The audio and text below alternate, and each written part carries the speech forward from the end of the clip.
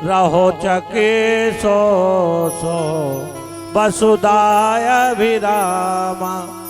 पूछत दीन दयाल को धाम बतावत अपन नाम सुदामा। जैसे ही बतावत अपना नाम सुदामा पूरा नहीं सुना और द्वारकाधीश ने सुना मेरा मित्र सुदामा आया है, तुम्हें उन्हें अंदर क्यों नहीं, अपने सिंहासन से नीचे उतर पड़े।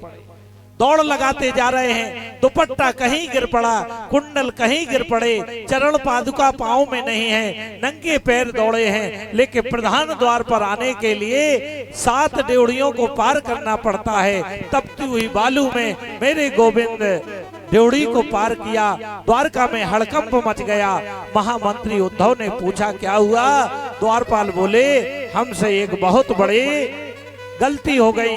महामंत्री जी बोले ब्राह्मण द्वार पर आया और हमने बिना विचारे प्रभु को सूचना दे दी।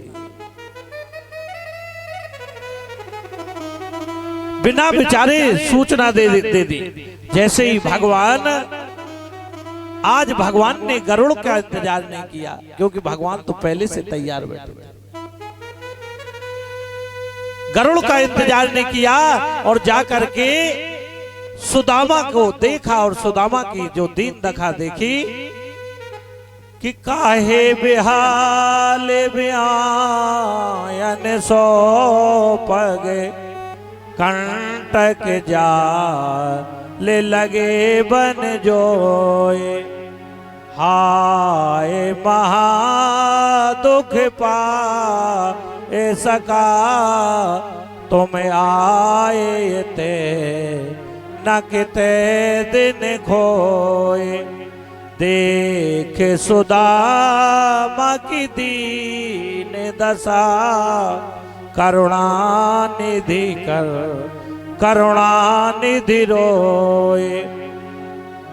भगवान आज ऐसे रोए हैं चरणों में गिर पड़े उस सुदामा की दशा देख करके और हिलकियां मार के रो रहे।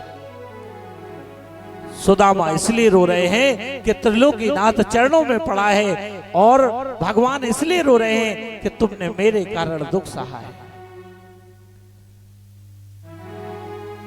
पानी परात को हाथ छुए नहीं, नैनन के जलसों पग धोए। पानी को हाथ नहीं लगाया, अपने नेत्रों के आंसुओं से और सुदामा के पैर धो दिए। अद्भुत प्रेम। जब एक भक्त भक्ति करता है तो भगवान उसके लिए 24 घंटे रोता है, उसके दुख में सम्मिलित होता है। सुदामा आज अपने आप को इतना भाग्यशाली समझ रहा है कि बताओ त्रिलोकीनाथ इसलिए रो रहा है कि जो संसार का पालनहार है आज मेरे चरणों में पड़ा है, और भगवान इसलिए रो रहे हैं कि मेरे कारण तुझे दुख हुआ है। सुदामा का हाथ पकड़ा। आज पहली बार भगवान ने अपने सिंहासन पर बिठाया है और पैर दाबने लगे। खुद रसोई में पहली बार गए, रसोई तैयार करवा रहे। क्या खिला दें, क्या पहना दें, अपना पीतांबर दिया और खुद आज पहली बार जीवन में रसोई घर में गए सुदामा के लिए भोजन बनवाने के लिए। बोले कुछ माता ने दिया है कि नहीं, हालचाल पूछने लगे। एक पत्नी आई, भगवान कृष्ण के प्रणाम किया। बोले ये कौन है? बोले ये सब हमारी पटरानी।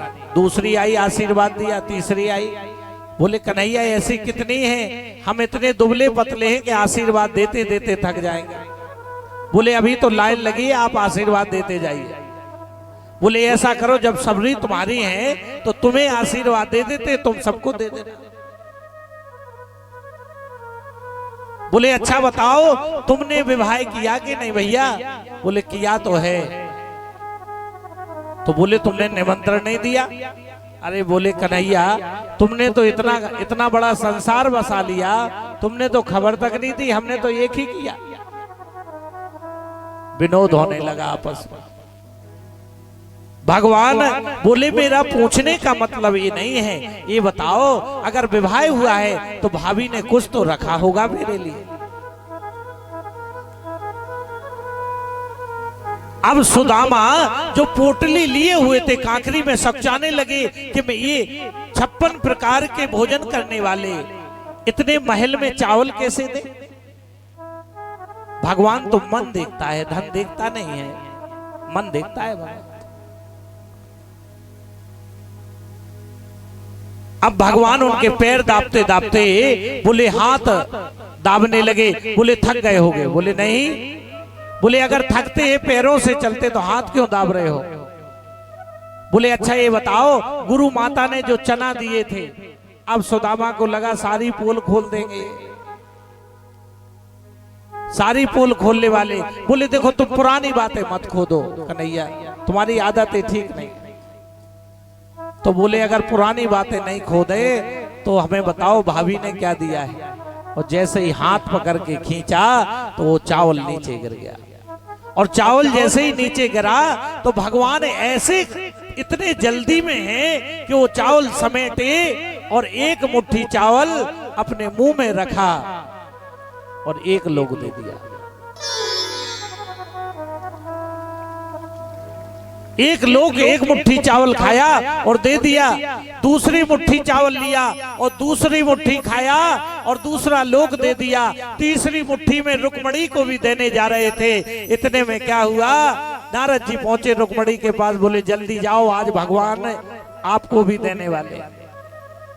जब देने पे आ गए तो खुद सुदामा बनने के लिए तैयार है। रुक्मणी दौड़ी और हाथ पकड़ गई। बोले महाराज हमारा भी हक है इसमें, क्योंकि आपके मित्र हैं, तो मित्र पे प्रसाद का हक हमारा भी है।